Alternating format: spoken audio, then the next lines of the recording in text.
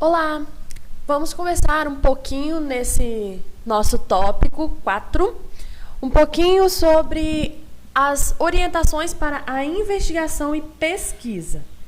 Bom, lembrando que essa nossa formação, ela foi tirada do livro que eu mostrei lá no início, né? Nesse livro. E agora nós vamos falar baseado nesse livro, mas que também podemos estender para todas as outras séries, todas as turmas em que eu trabalho, as orientações para investigação e pesquisa. Algumas coisas que aqui estão, nós já falamos, como o objetivo das atividades propostas no projeto deve desenvolver a motivação, competência dos alunos para eles se tornarem mais autônomos para conseguir investigar, elaborar, né, o próprio conhecimento. O trabalho com projetos, ele usa a metodologia da investigação aplicada ao contexto escolar. Então, nós temos um problema lá na sociedade, na comunidade, onde o meu aluno está inserido, e eu aplico no meu contexto escolar. Como falamos lá no papel do professor, ele precisa orientar os trabalhos, claro, mas, além de tudo, ele precisa desafiar, incentivar os alunos, como a gente já conversou sobre isso, sugerir alguns caminhos, mas os meus alunos, né, eles precisam se tornar cada vez mais autônomos para pensar e agir em busca do seu conhecimento, que respondam a uma questão selecionada. O professor ele vai trazer o problema, ele vai incentivar o meu aluno, ele vai instigar, né, reflexões, sugerir caminhos. Lembrando, sugerir caminhos não é eu dar uma resposta pronta. Eu posso sugerir mais de um caminho e o meu aluno ele vai decidir. Eu quero ir por aqui. Às vezes, o caminho que o aluno escolher não necessariamente vai ser o mais rápido, mas vai ser o que, para ele, foi o melhor naquele momento. O professor, sempre ao início, trazer para os alunos um roteiro com referências bibliográficas, alguns sites, onde o meu aluno pode estar pesquisando, buscando essas respostas. De maneira que o meu aluno, se eu não trago algum roteiro, ou não trago onde o meu aluno pode pesquisar, isso pode acontecer de o meu aluno buscar coisas e sair do objetivo principal de cada trabalho, para que o meu trabalho não perca o foco. Então, é importante eu estar sempre ali monitorando e trazer para os meus alunos esse roteiro de pesquisa.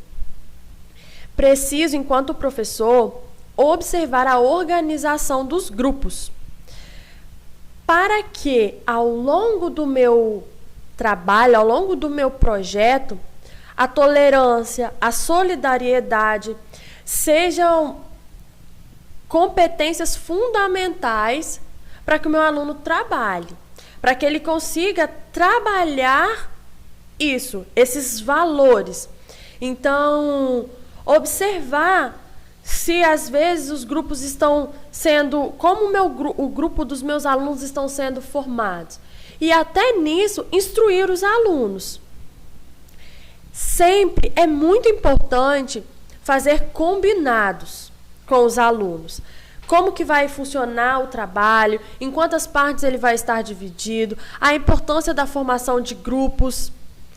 E sempre que o professor perceber que aqueles combinados não estão sendo cumpridos, eles devem ser retomados e devem ser novamente explorados, combinados. Às vezes, algum combinado que foi discutido antes do trabalho não estava fazendo muito sentido para o aluno. Então, voltar novamente e explicar, deixar sempre, o meu aluno ele precisa entender a importância desses combinados.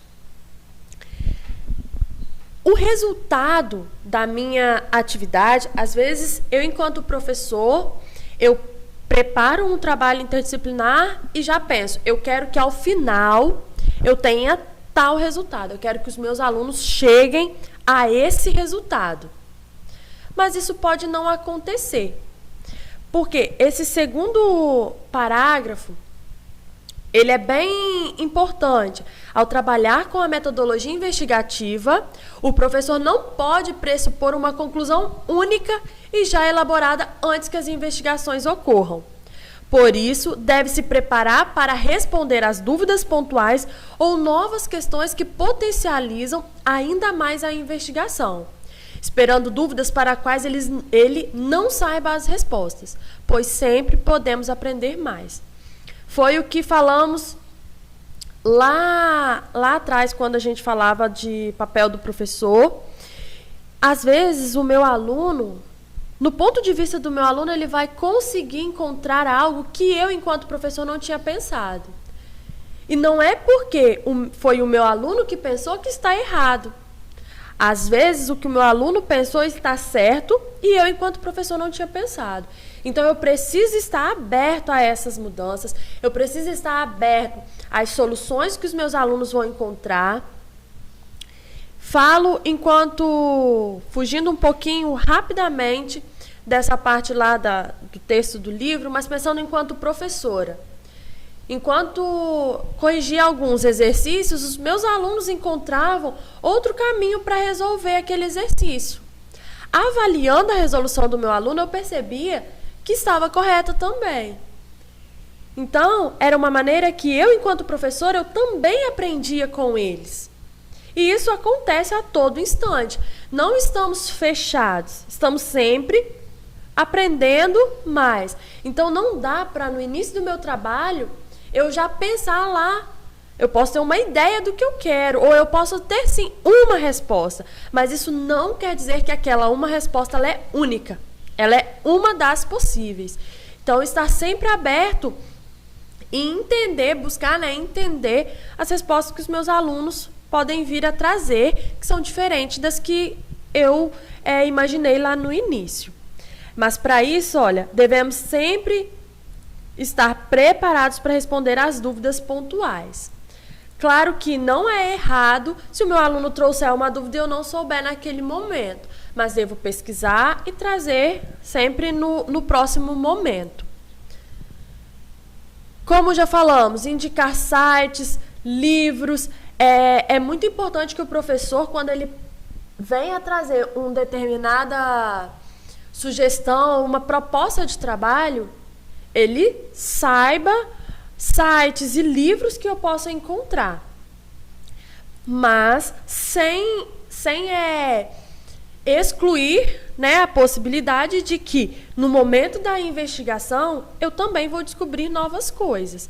E isso não é errado, o professor descobrir novas soluções junto dos alunos. Não é errado, é um fato perfeitamente normal. O que motiva a contínua investigação é, sobretudo, a busca de uma resposta para um problema. Então, o professor deve estar sempre estimulando os alunos para que eles não desistam de encontrar a resposta. Às vezes, o aluno vai demorar um pouco e isso pode trazer nele assim, eu não consigo, eu não sou capaz. Então, o professor deve estar sempre atento a essas situações. O aluno não pode ser, eu não posso parar de estimular o meu aluno. E mesmo que talvez ele não encontre a princípio aquela resposta, eu preciso ir instigando e trabalhando no meu aluno de que ele é sim capaz de encontrar uma resposta. Uma coisa que às vezes faz os nossos alunos desistirem é lá no início, quando são feitos combinados, quando as propostas são apresentadas aos alunos, às vezes eles não copiam ou copiam pela metade. E aí, uma informação muito importante para que o meu aluno viesse a encontrar a resposta que ele quer, ele não copiou. Então, é muito importante estar sempre estimulando os alunos a copiarem, a anotar tudo o que é falado lá no início do projeto. Estar sempre estimulando o empenho, registrando tudo o que ele fizer. Fez uma coisa, não deu certo, mas registre. Porque talvez ali você consegue entender o motivo de não ter conseguido encontrar aquela resposta. Quando for fazer alguma explicação, evitar guiar demais os alunos ou fazer uma exposição muito longa, principalmente quando os alunos estão naquele momento de exploração.